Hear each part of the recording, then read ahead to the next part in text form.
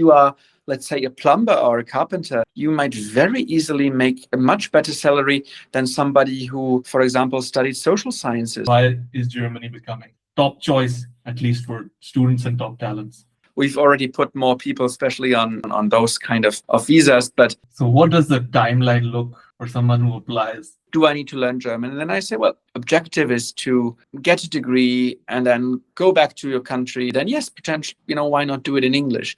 Or you can survive without a scholarship as a student. Yes, if you're, like an IT crack or something, then yes, you might get along without German, but that is the exception. And does following up on an application actually help? They actually look up the case, but it might cost them, might delay the decision for the person who has made the query. Either they're telling you a completely fake appointment. They tell you, oh, no, you don't have an appointment. Yeah, I'd love to start off with a quick introduction of you, right? So who is Jan Kraußer?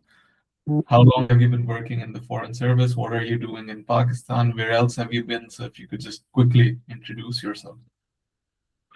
Okay, yeah, my name is Jan. I'm from Berlin.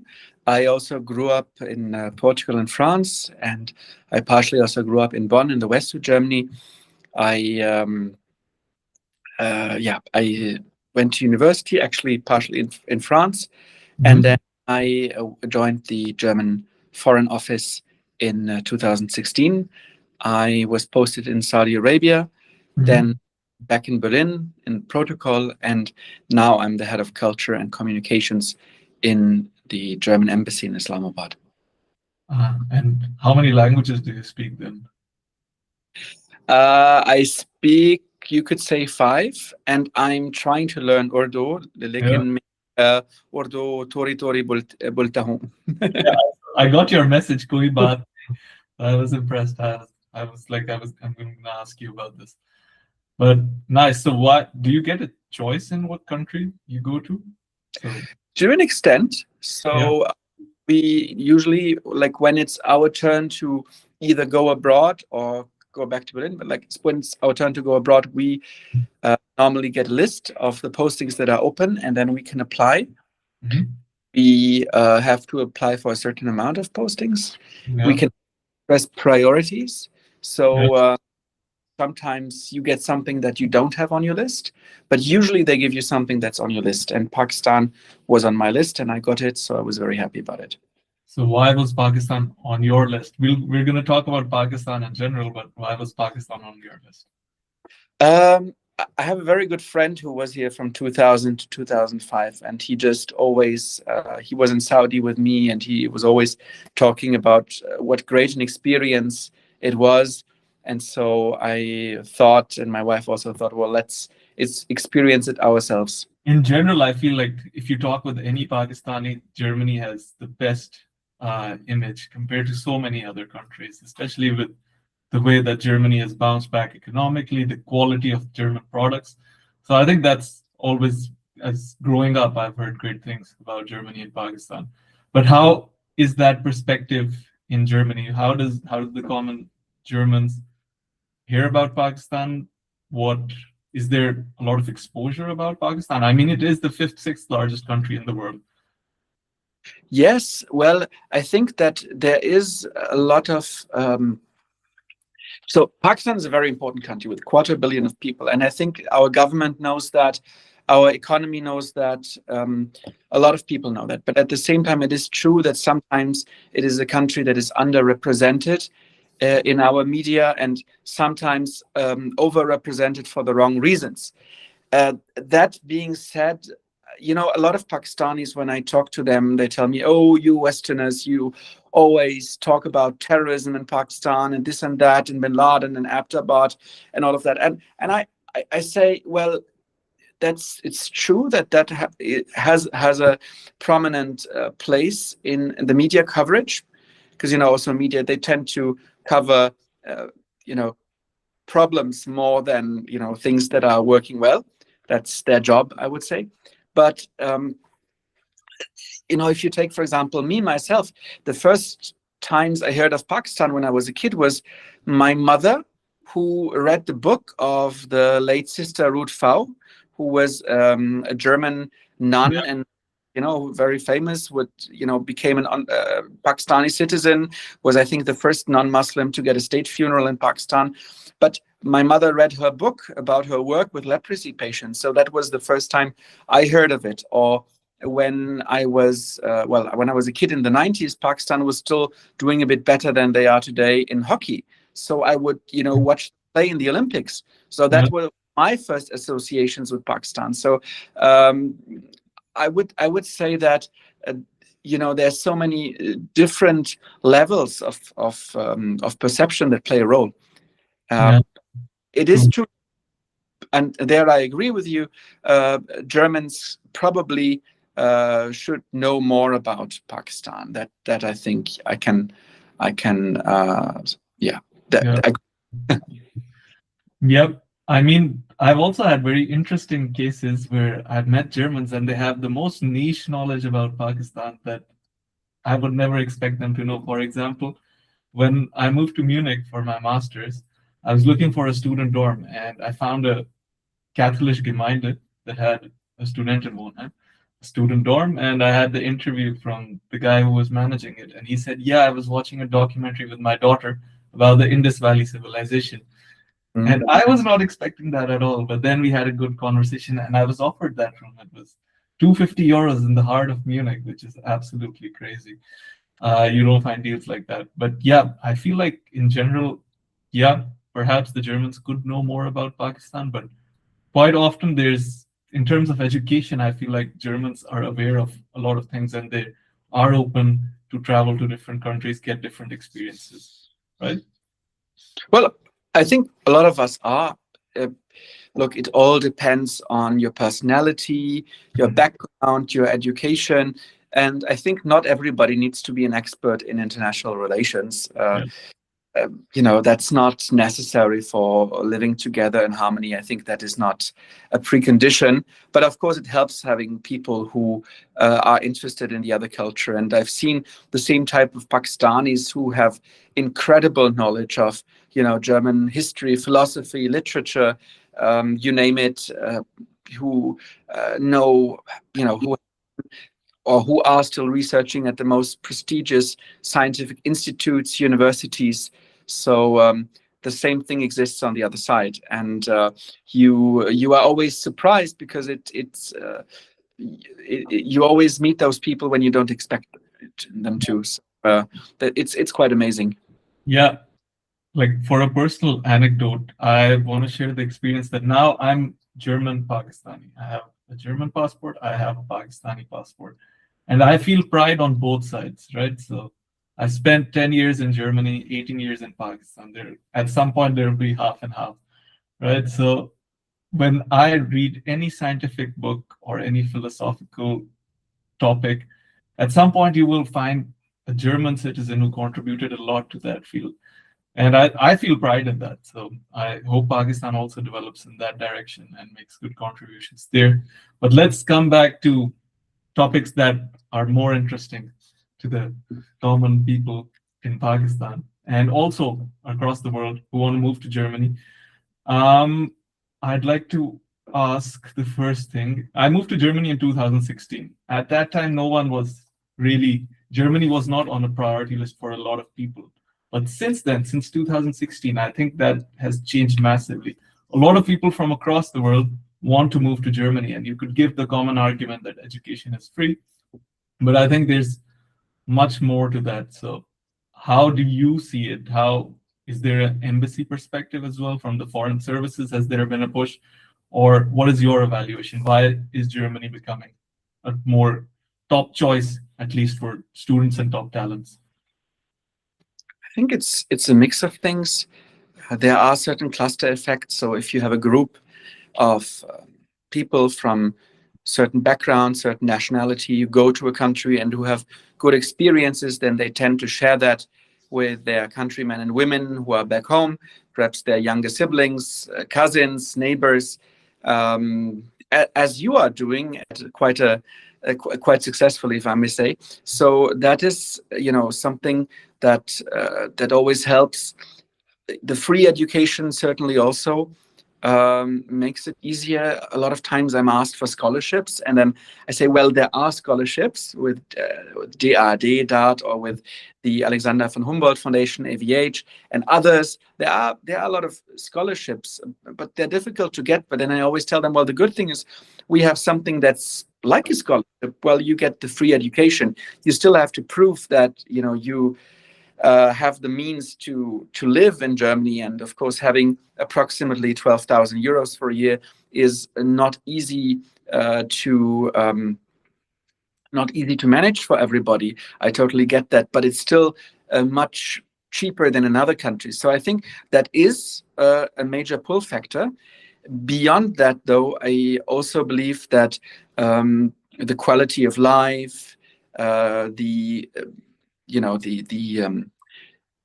way that you learn to organize yourself, perhaps the bigger independence, perhaps also a certain spirit of adventure, all that comes into play. And I think that we have a lot of students, trainees, workers from all over the world, and certainly including Pakistan, who have been extremely successful at that, and who are then again giving that information to people back home. Yep. And just to go on a slight tangent here, I know specifically from experience, I did my bachelor's and master's here, that the German education system is quite often linked with practical industry exposure as well. So you have mandatory internships, you can also work as a working student and also sustain yourself, right? We talked about scholarships, but I think as a student, it's also pretty good to get experience in companies directly while also working 20 hours. And many of these companies are very understanding to your educational situation and very lax in terms of the work that they give you, or also an exam phase. They're pretty cooperative, right? So I think that could also be a pretty good reason to move to Germany. Yes, if that's what you are looking for, definitely. As somebody coming from social sciences, perhaps that was always less relevant to me personally.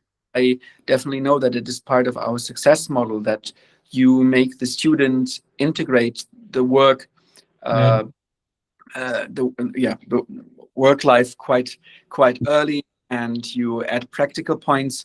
By the way, it's not only academic studies; it's also a training, what we call Ausbildung, which is formalized, and also one of the big advantages of our economy, but which also offers, of course, chances to people from all over the world, because we do not have as many trainees for these jobs as we used to have. And so people from abroad coming and doing them. And I think it's also, I sometimes go to German schools, and some of them train people to go to universities, but a lot of them are also training people for Ausbildung, for traineeships. And you can see people for example, who don't necessarily have the means to study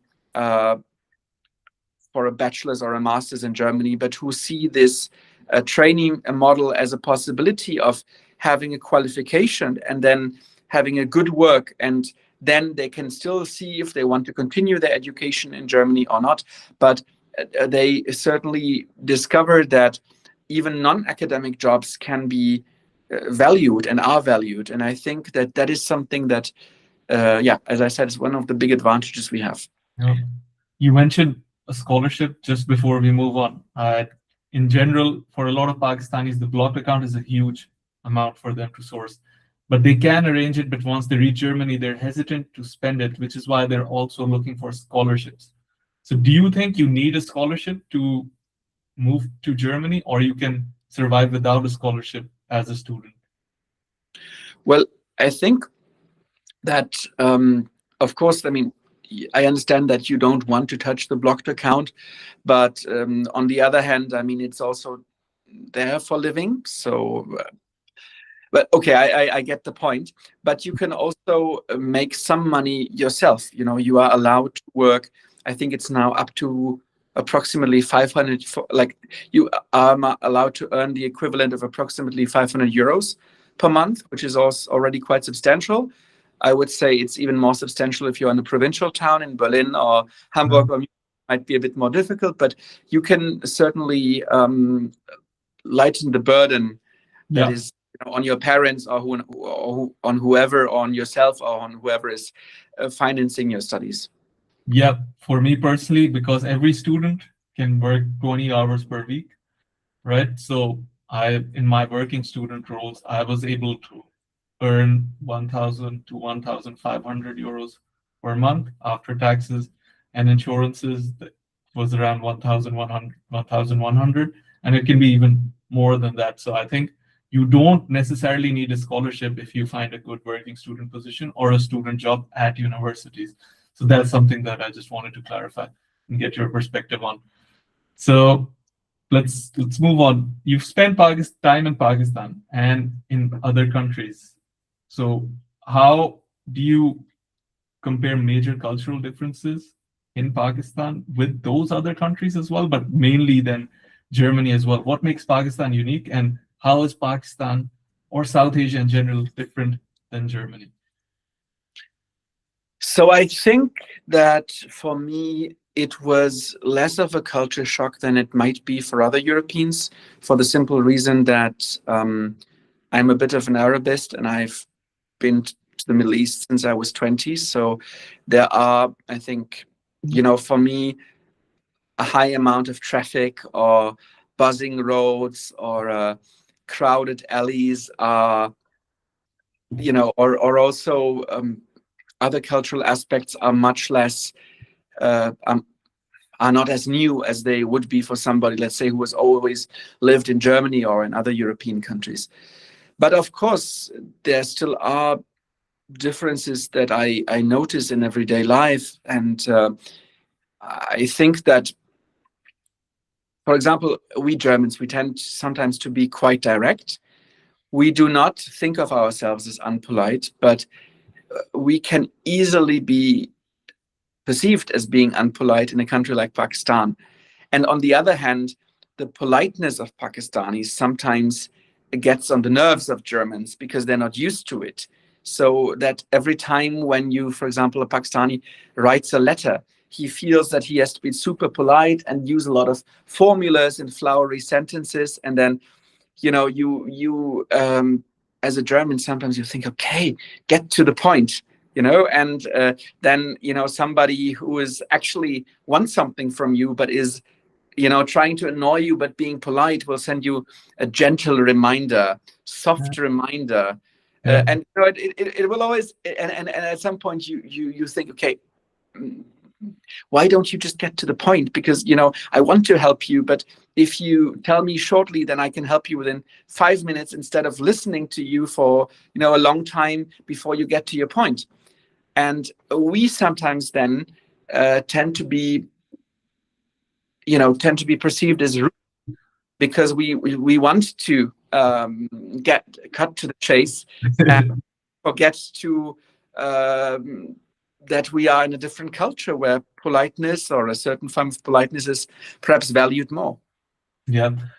I actually have recorded a couple of videos on this exact same topic. It's actually called a high context communication culture and a low context communication culture. I don't know if you know it, but I'll send you a video once I post about it. But Germans have a low context communication culture where people are focused on the message instead of more softer signals like tone, facial expression, and tenses and so on. But yeah, honestly, like I've been in Germany so long, I feel like directness is so much easier. Whenever I go to Pakistan, people like, just as you mentioned, they're coming from here, but they just don't get to the point. But I sometimes like just get to the point as well. I see the usefulness in that. But if you look at it vice versa, so there's some Germans coming to Pakistan, but a lot of Pakistanis going to Germany. I've seen that over time. So what should they prepare for in terms of culture shock? Now, you've been in Pakistan for 2 years. You know the people a little as well. You know Germany much better than I do. So how would you, if you were to give an orientation course or top 3 points or whatever, what would you tell them to prepare? That's a tough one. Well, certainly I would tell them, depending on the season when they're going, but they should bring warm clothes. I remember talking to a hockey player from Lahore who went to play half a season in Germany, and his stay was going into October, November. And we told him, please buy some or bring some or warm clothes. And he said, yeah, I know in Lahore it's also cold. I said, no, this is something else, like, please bring some actual warm clothes. Okay, but that is very practical. I would say prepare to, well, walk a lot, but also do a lot of things yourself. I mean, it depends from what background you are, but I think in Pakistan, the moment you are middle class, very often you are used to having either your parents or people or staff at house who will do a lot of things for you. And then if you come as a student and suddenly you find yourself in your dorm or in your apartment, which you share with other people, and you have a responsibility to do a lot of things yourselves. I mean, doing your groceries, doing the bureaucracy around it, cleaning, cooking. I mean, yes, you have in theory, you have the people, the possibility of hiring people for that in Germany, but it is very expensive. So you really think twice, and think 99% of students cannot do that. So then you have to get used to doing these things yourself. I would say, yeah, we already talked about the directness. Mm-hmm. So certainly have to get used to, life, people being, not unfriendly, but sometimes less accommodating, in the sense that they would, if they go somewhere, they would expect to do certain things themselves. So they will not, they will not do certain things for you just because you are a guest in Germany. And hospitality in that sense. So we have hospitality, but it's less in the open. It's so and also, I mean, people are in general more distant at the beginning. It doesn't mean that eventually you cannot be very close to them, but in the beginning they will not. They will take time before calling you a friend, and it's and also, like, they might even think that if they are around you too much, or if they invite you too much, or if they do too much for you, they might get on your nerves. So I think that is also a big cultural difference. I mean, I always feel, for example, the difference whenever I come back from Germany to Pakistan, and then suddenly people start opening doors and doing this and that, and even you go to some restroom in a hotel or a restaurant, and immediately there's somebody standing with a tissue, holding it for you, and of course it has economic reasons, it has an economic background mainly, but there's also just another conception of what people's space is, what people's privacy. And although Pakistanis value privacy in a certain sense, on the other hand, they spend much more time out in the open among other people. And so I think that the need for privacy is much bigger with Germans than it is with Pakistanis. That is true. And I'd also like to mention one, personal space is super important. Don't, like, if you're in a line, then keep at least a certain amount of distance. In Pakistan, I feel like a lot of things can get very crowded compared to Germany. And also then respecting public spaces as well, not being too loud or playing music loudly on the train, or like talking loudly on the train. That is also small differences I feel are in culture, right? Have you also noticed that? Yes, definitely. I mean, you usually see it in Germany when people who are not there for a long time put their speakers on loud on the bus or on the train, and they don't, I mean, they don't have any bad intention. They just think that, well, no, I'm talking to my family or I'm talking to my friends and I have nothing to hide, so why would I not you know why would it bother other people? And to give you a very concrete example, my wife, she's not from Pakistan, she's from the Philippines, but she's also from a country where overall perhaps there's more people can do several things at the same time, and they don't mind if there's noise somewhere in the room. My mother, my father, or I, when somebody gives us a phone call, we will go to another room to focus on what that person is saying. I mean, in many countries, that would never be the case. On the contrary, you would be on speaker, and without even having asked for it, you will be talking to the rest of the room as well. And nobody really bothers, and people are still watching TV, reading books, doing homework, or other things at the same time. So I think it's just depends on how you grew up.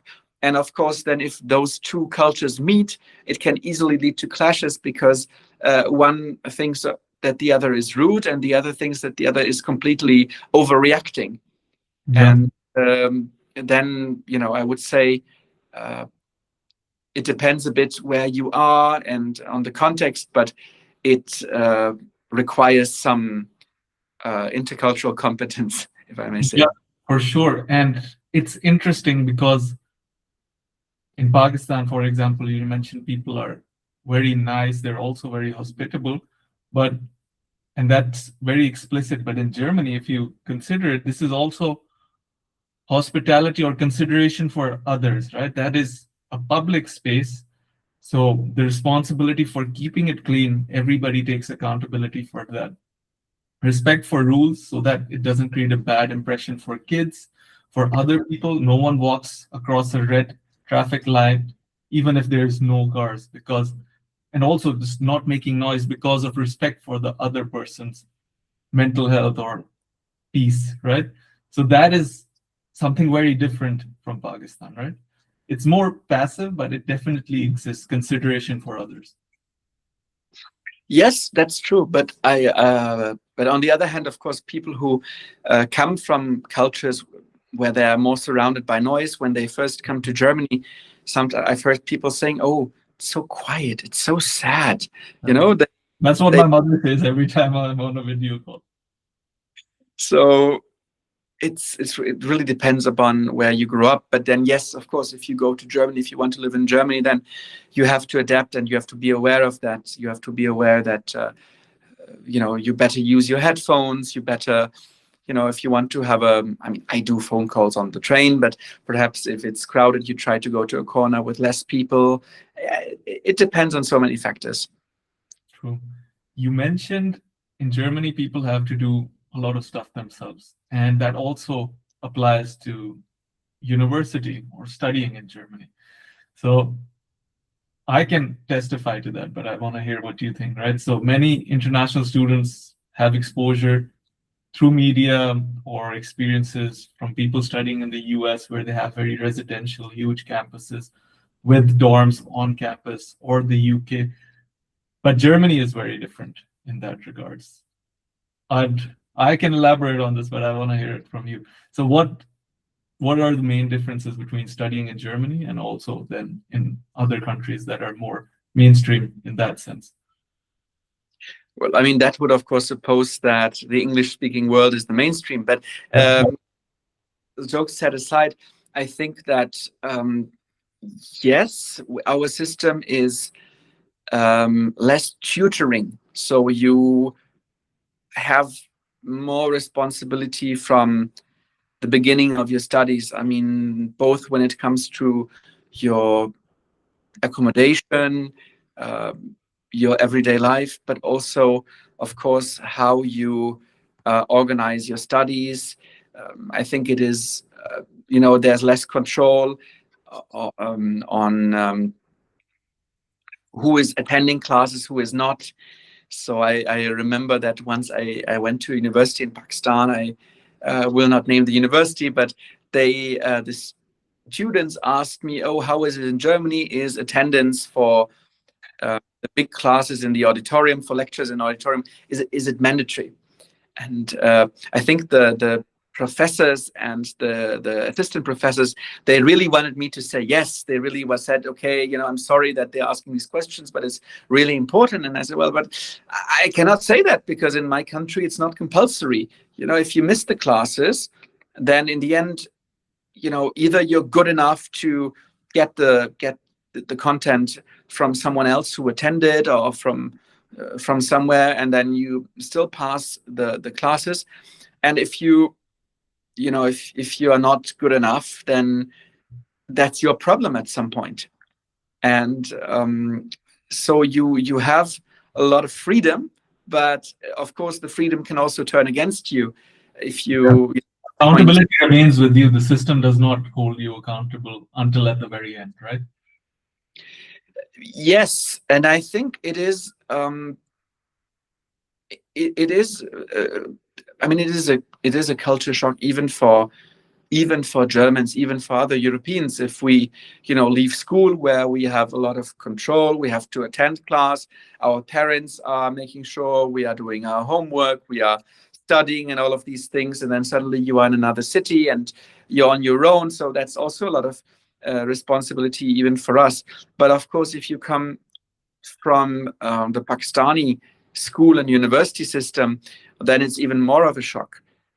I mean, the amount of exams and tests and rehearsals and you name it, that even, I don't know, 8-year-olds or 10-year-olds have to do. It's very strange, especially for a German from my generation. I mean, my father would probably know what class I was in, but that was about it. And now if I look at my I think it's a global phenomenon, and I think it has changed in Germany as well. But here in Pakistan, if I look at some of my local colleagues, and they take vacation days because their children have exam week, and it's and then people take tutors. And then I in the beginning, because in my time in Germany, people who had a tutor because they were not good in one subject, say in math. And then I was thinking, but does he have so many issues? Oh, no, he's fine, but everybody has tutors. So it's a very tutored system, and you need. And then you have 2 tutors on the side. Even my sister right now, she's got a tutor for 2 subjects that she has to give exams for. I don't see the usefulness in that, but in Germany, it's not like that. You learn in class, and you learn by yourself, by looking online or studying in the library, right? No.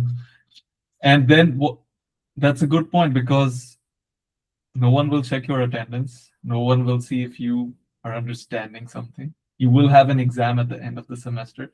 That's what I'll be honest, I didn't go to classes a lot of the times, but then I got good grades either way.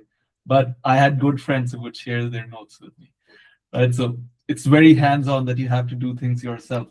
But that's not it. I think there's more stuff to it, right? Looking for accommodation.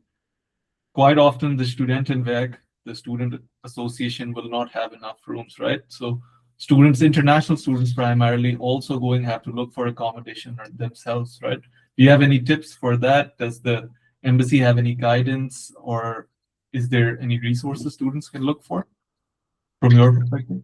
I mean, it's a while ago now, and actually I also don't think that we as an embassy have any guidelines on this. I think that for this, really, people who have just finished their studies, or who are in Germany at the moment, are better positioned. Yeah. So I would say that I would say, though, try to take care of it as early as possible. I mean, the same applies for visa and many other things. Yes, it is annoying, but I think you have better chances of not getting stressed if you take care of things in due time.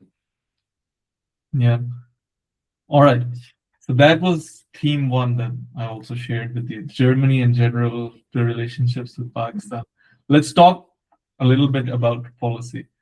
And policy then it can include a lot of things. But I have a few questions. So you also mentioned this earlier. Germany has a huge deficit of skilled workers, be that trade workers or university graduates. But something that I can also personally attest to, and a lot of my friends as well, is that once skilled workers arrive in Germany, they don't feel as welcomed as in many other countries. This can be due to the culture that we just talked about, that people are a bit distant. The weather can also play an impact, but that is also a big issue for Germany, that Germany is considered as a stopover point before people move to the Middle East, to the US, Canada, the UK. Is the government aware of this? Are there plans for retaining this top talent? Well, it's always hard to say what, but perhaps if you give me an example, I could elaborate on it. In one of the examples, let's say, of your first year in Germany, when you felt, oh, I don't feel as welcome as somebody who is in another country. Yeah. So there's an article from DW that covers this entire topic, but some topics are making friends is harder in Germany. Germans tend to stay in their own bubble compared to other cultures, for example, with many more internationals. So internationals are quite often left alone. Then the language barrier is much bigger than in other countries, right? So, and the onus of integration lies with the skilled worker. I believe it's, as a society in general, the internationals haven't been as accepted as in, for example, other countries like the Netherlands, for example.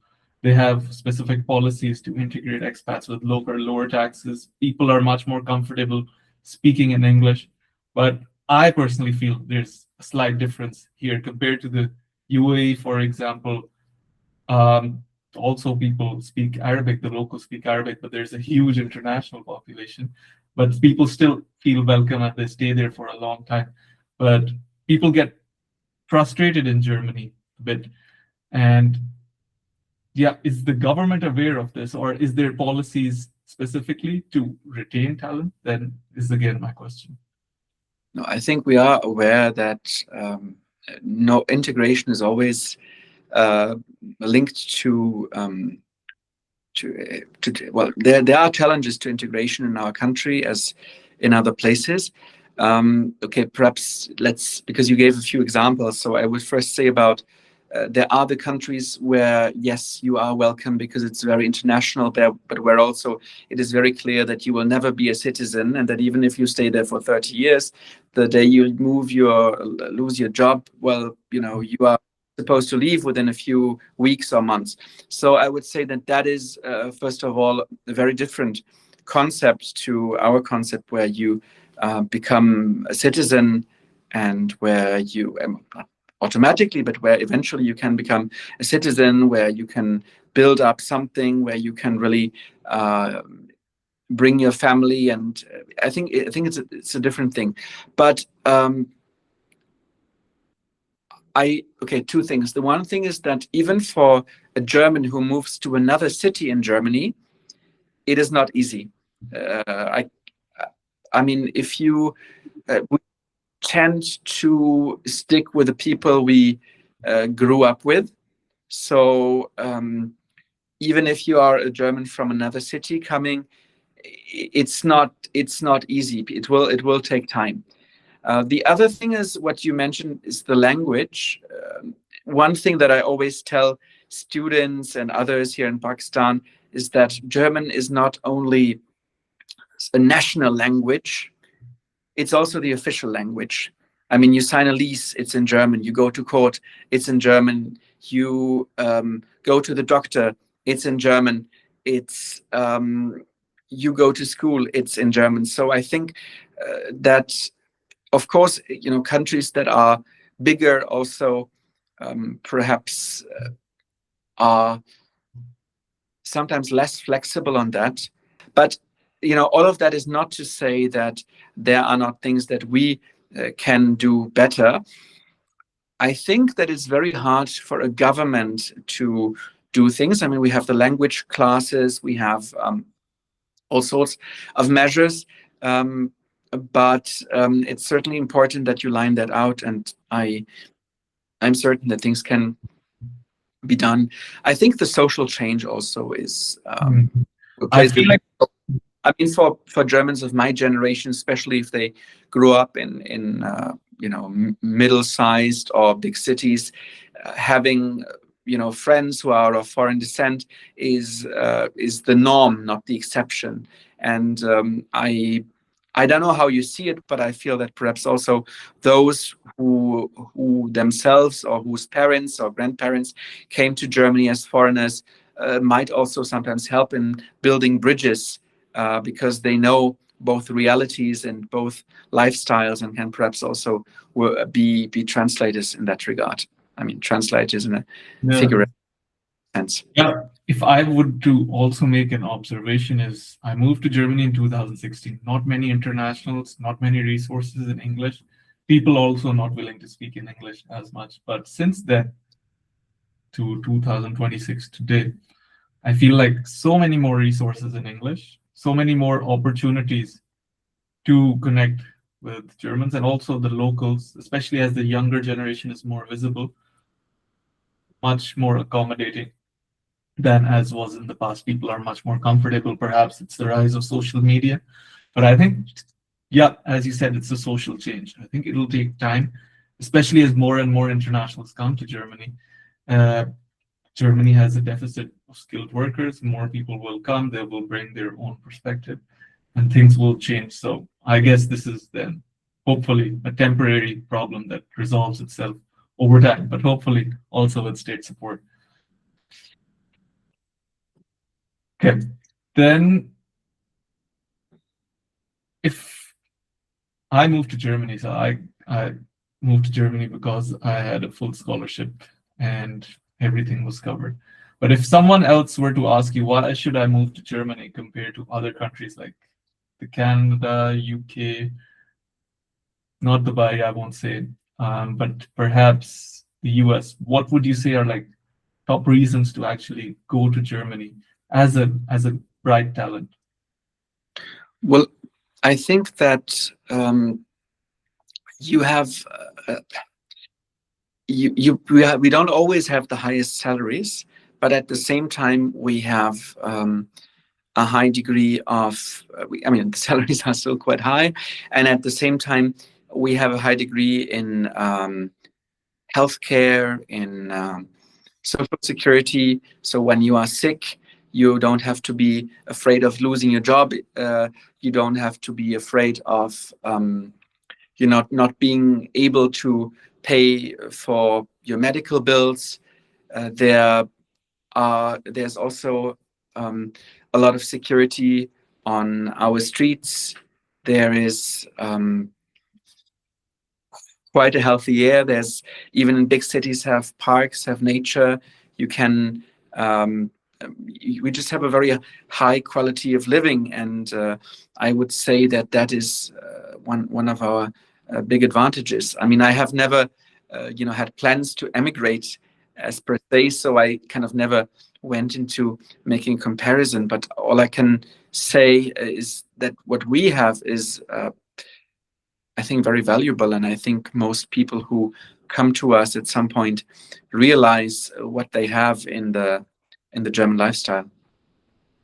Yeah, I mean, I'd love to add to that because I've been to the UK, I've been across Europe, and Germany holds a special place in my heart. Perhaps it's emotional, but even if I logically evaluate, salaries are higher than the UK quite often, and because, of course, the English-speaking world is the primary benchmark, right? Australia, Canada, competitive to those salaries, and also not as high as the US, but obviously.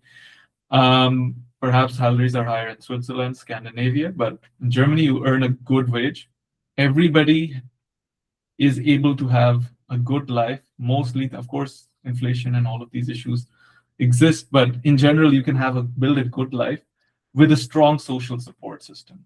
So that includes if you have a family, your children, your wife will have insurance, you will have free education, you have sick leave up till 6 weeks before insurance takes over, then you have strong worker rights. So if you get unfairly dismissed, you can challenge that in court. So I think perhaps if I were to say, like, it might not be for the ambitious, but for the common person, they can build a pretty good life, a comfortable life where they can focus on life outside of work as well. Do you think that's an apt summarization? I mean, that is both labor law and social reality. So I'm a bad example because, I have one of those jobs where perhaps you work longer hours and where, private and your off time or your private time and your work time are not always as separable. But then, being a diplomat is also quite a special job, and I've wanted it, so I can't complain. But seriously, though, I think we were talking about cultural differences, and one of the big differences is that still, if it's your holiday, if it's your weekend, if it's your off time, I mean, it really needs a real emergency for your boss to call you and to, make you do certain things. So the private time is still respected. And something I have seen in many countries, I would say, especially in the global south, is that people, on the one hand, they might be at work and talk to their wife for half an hour, and then they might be at home and talk to their boss for half an hour. So it all gets mixed up, and it sometimes is perhaps more flexible, and I can also see the charm of it. But certainly in Germany, when you are off, and when your workday is over. And I think having to be busy with work the whole day, I think is quite kind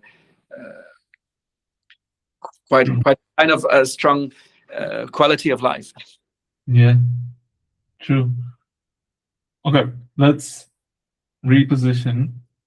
We talked about Ausbildung and universities separately at this point. Studies, you also mentioned vocational training. So for those who don't know, Ausbildung is vocational training or trade school.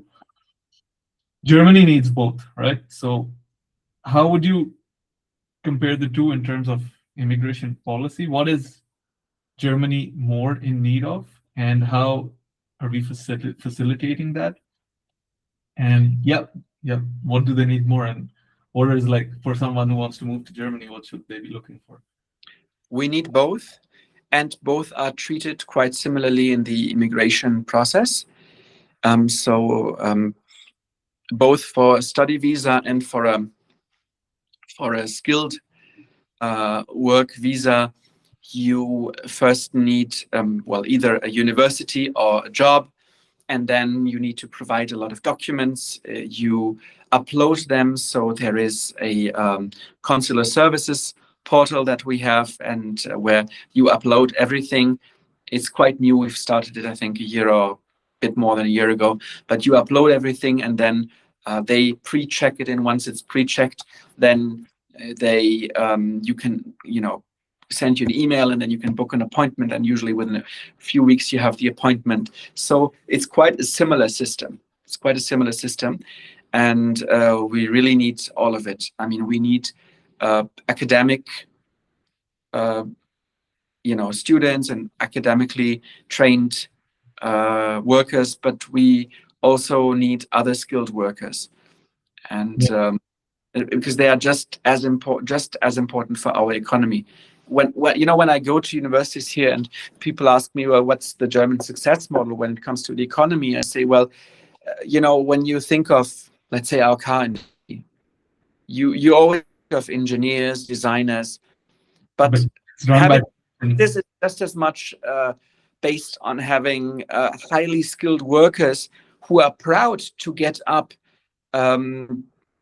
at 5 in the morning and go to work, and they are just as much part of the part of the framework, and they're just as important. So we really need both. Yeah, there is also a perspective, perhaps that is more common in the global south, right? That trade workers or trade school or vocational training is considered a level below university. And perhaps in terms of qualifications, you could argue for that. But in Germany, both earn quite well. And you could have people in leadership positions who have just done the Ausbildung, right? So in Germany, the trade workers, Handwerker, are just as equally important in society, right? Yeah, I mean, that is, of course, there's always forms of classism in every society. I don't want to say that it doesn't exist, but I would say yes, certainly manual labor is much valued, and it's not, it's very respected, and actually you might end up having a better salary or a better position not having gone to university if you do something that is in need. So I would say that you are, let's say, a plumber or a carpenter, and if you are hardworking and you have a little talent of building up relations with your clients, you might very easily make a much better salary than somebody who, for example, studied social sciences in a university. Completely true. It's so hard to find handwerker or trade workers sometimes. Like there's months of waiting time for someone to come build your kitchen or like have a problem solved in your bathrooms.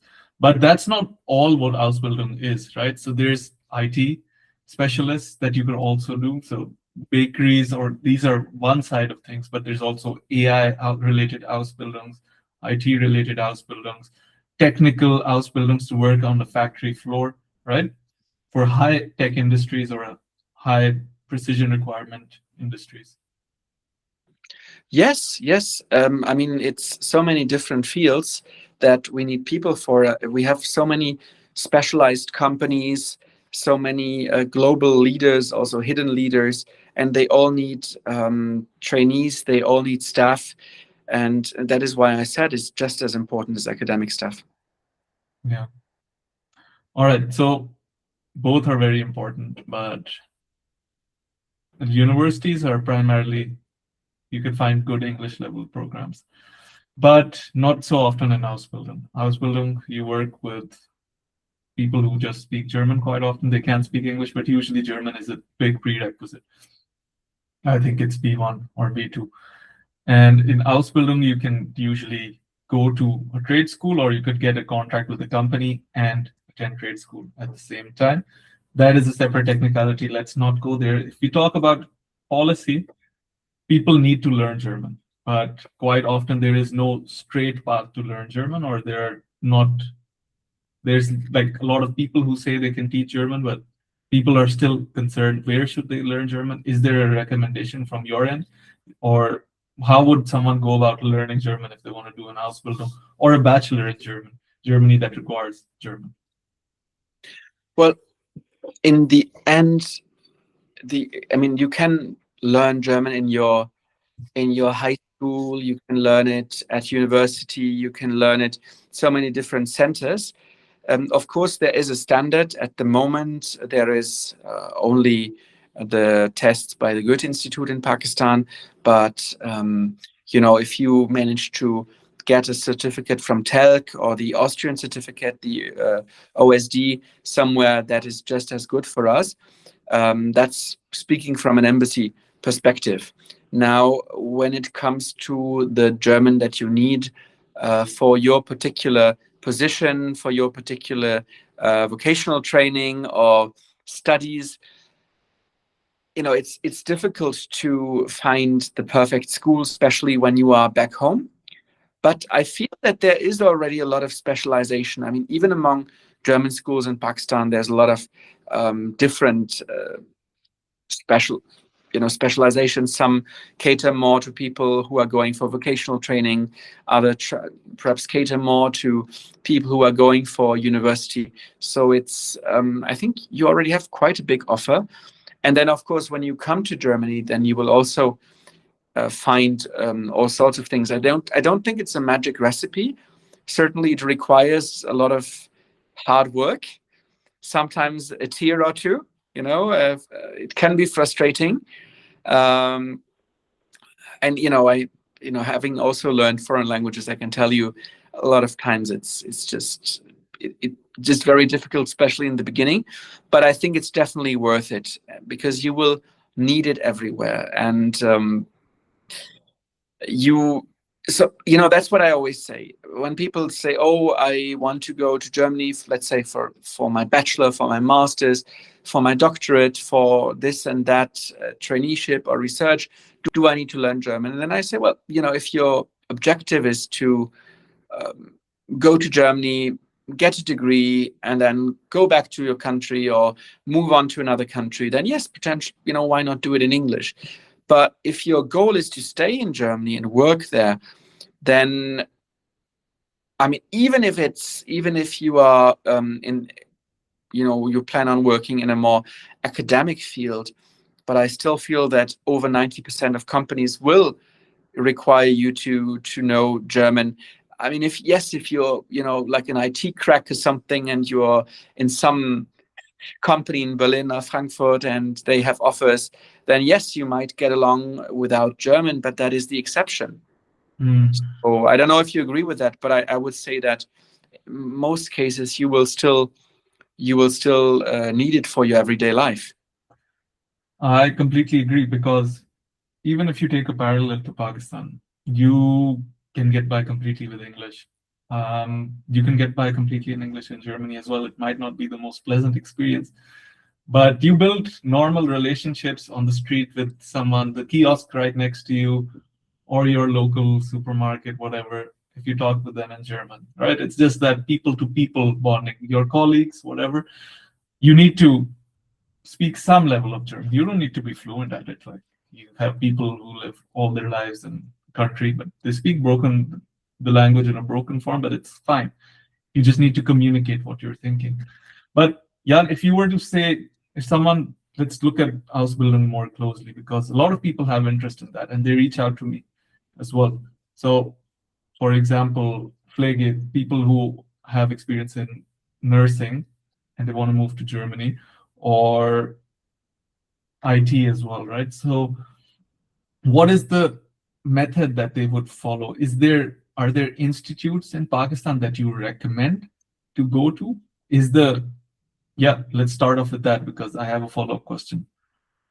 Well, okay, we are the government, so we have to be a bit neutral. So we can't recommend schools or universities either in Germany or in Pakistan. I mean, we have, of course, the Goethe Institute in Karachi as our official partner for culture, our official cultural institute. We have the Anna-Marie Schimmel House in Lahore, which is a Goethe center. So these are certainly centers of excellence that promote both the German culture and language and do a great job. But beyond that, of course, there are many other schools. And yes, I have seen schools that are focusing on people who are going for Ausbildung or non-academic jobs, and they certainly are there, and they are successful. And I've seen people who they already brought to Germany. So these people then passed the language exams and by Goethe or others, and were successful. So these schools definitely are there. Yeah, I can attest to that. Goethe Institute and Anna-Marie Schimmel House are pretty good. But people also have the issue that they don't have as many resources, or the demand is outsized by the supply is outsized by the demand. So is there any plan to expand or encourage this from the embassy in terms of policy or programs, or it's fine as it is? We would love to, but at the moment, you follow the debates in Germany. Getting more personnel and more money is quite difficult because we have to focus on improving our defense capabilities and our infrastructure at home. So at the moment, it is a bit difficult to Yeah. to put more funds in this and to employ more people.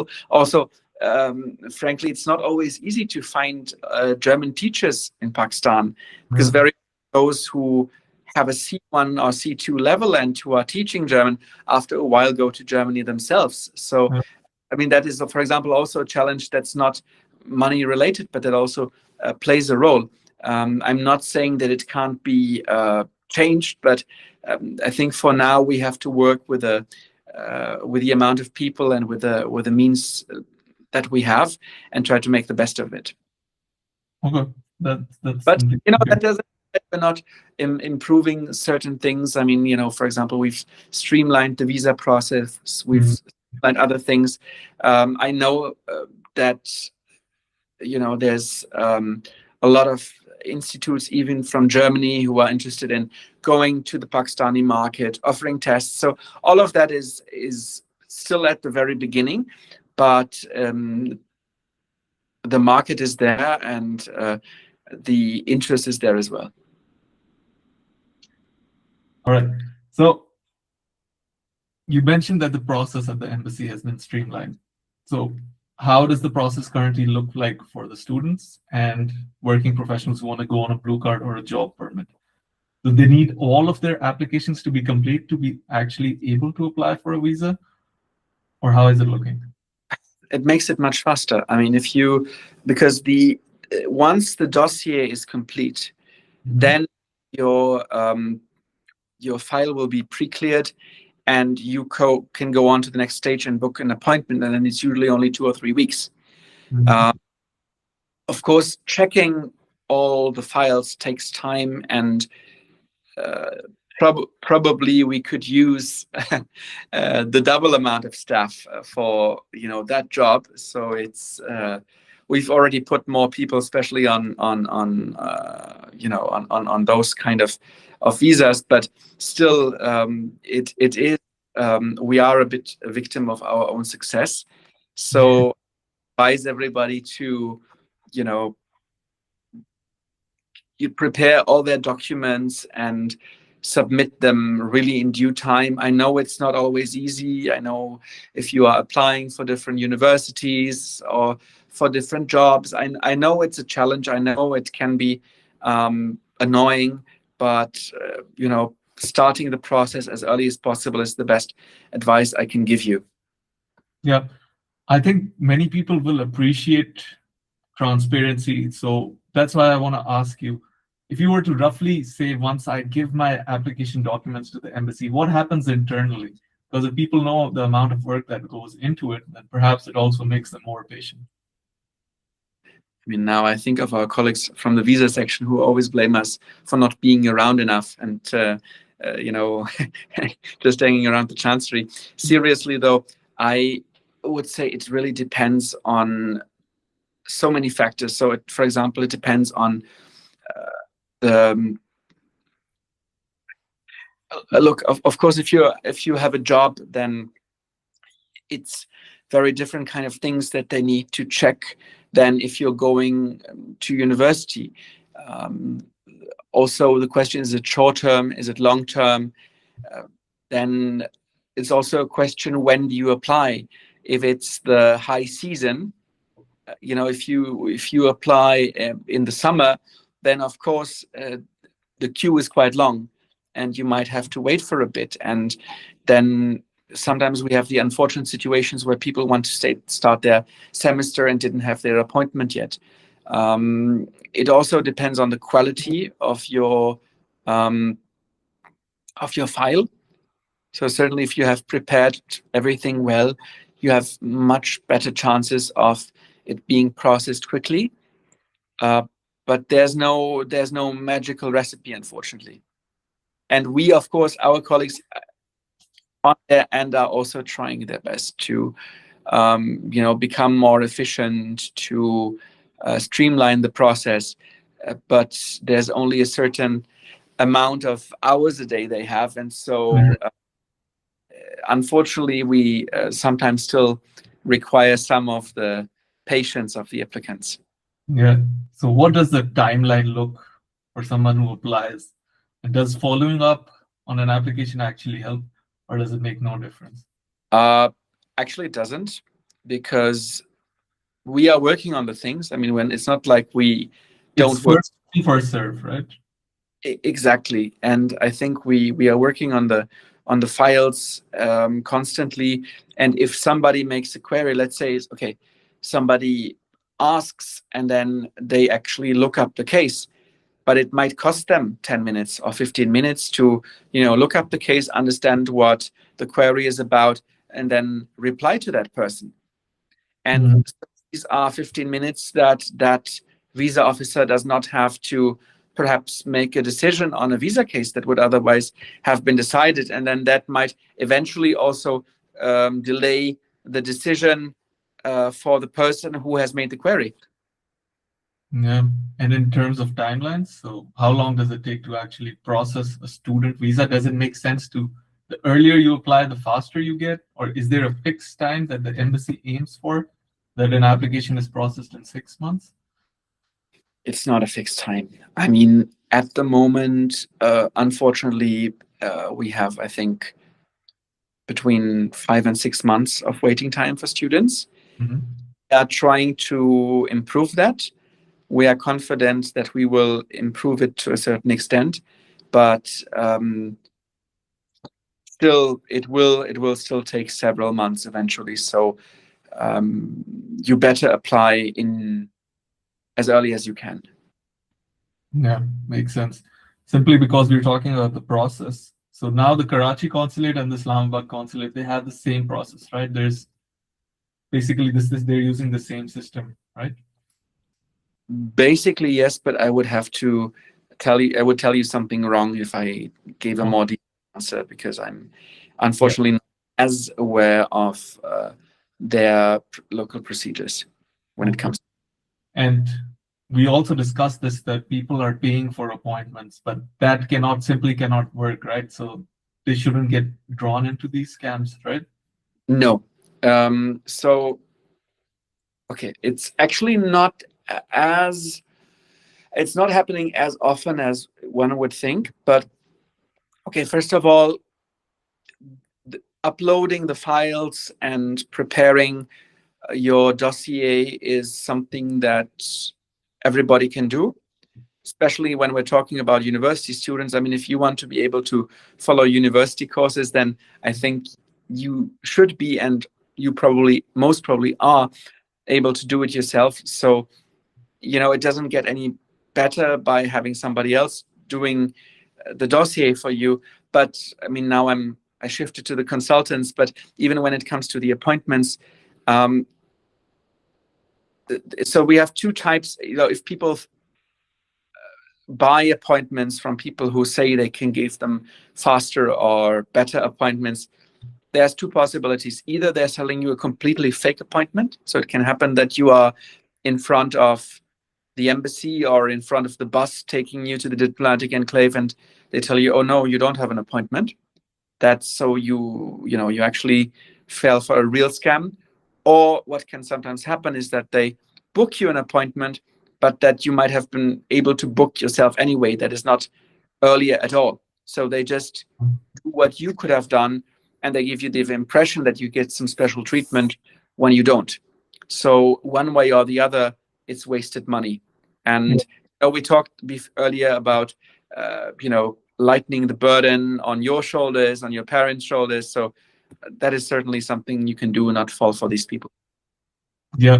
Speaking of things you can do yourself, so people also go to consultants. I mean, there is some value to it, that they can help you find the right university, collect the documents faster. But in essence, you can do the entire process from university admission to applying for the visa yourself. It's just a consultant is purely someone who can make your life easier if you have the means to afford it, right? Is that the right understanding?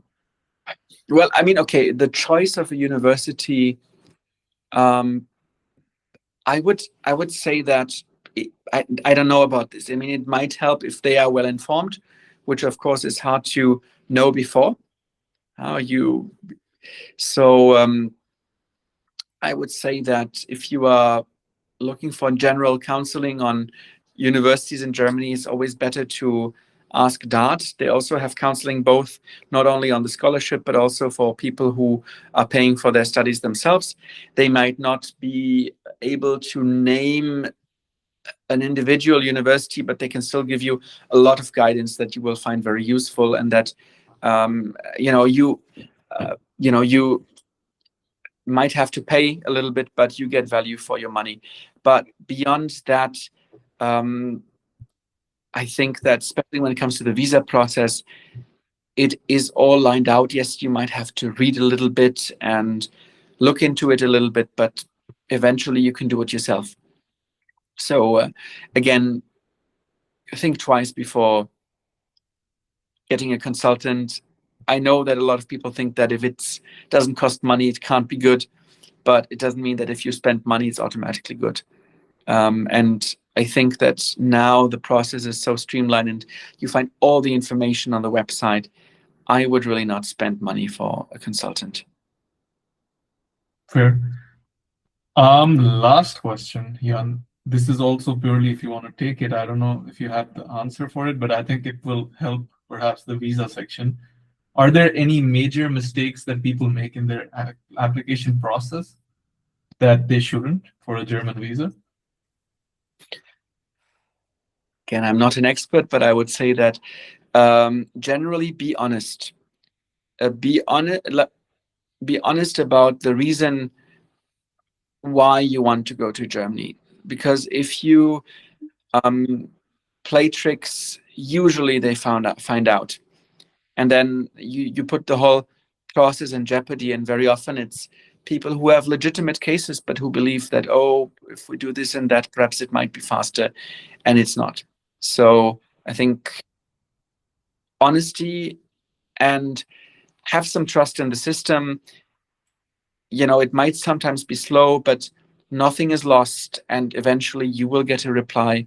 And when we were preparing this interview, I think, we had this discussion that you said, well, you sent the email last year and it took us some time to get back to you, but you knew we would get back to you, and we did. So you can have some trust in German administration, even though it's sometimes slow. It may sometimes even be a pain in the neck. All right, perfect. Then thank you so much for your time, Jan. I know we spent a lot of time talking, but I really found it quite insightful. Is there anything else you want to share to people who will watch this later? Well, I'm very happy to be on your show, and I hope that I could help answering some questions. And I wish all of those following you who want to go to Germany, be it for their studies, be it for work, or perhaps also just go as a tourist or as a short-term researcher or intern. I wish them all the best. I hope they have a great time. I hope they also use it to not only develop skills or not only make money, but also go there as heirs of the great Allama Iqbal. I always tell students, yes, they should make their parents proud, but they should also make the great Allama Iqbal proud. I mean, if he had just thought of, getting a job or making a diploma and then getting a well-paid job and then go home to, I don't know, buy a house and get married. I mean, no offense, all of these things are super important. But if he had only done that, then some of the greatest works he would not have written. And I mean, Pakistan has a proud cultural and spiritual tradition. And when you are in Germany, try to also perhaps, develop that side. Try to read as many books as you can. Try to learn as much as you can. Try to also perhaps teach people in Germany about the culture you are coming from. And I think that is something I can encourage. It's not all logistics and jobs and diplomas, and it's also growing as a person. Brilliantly said. Couldn't have said it better myself.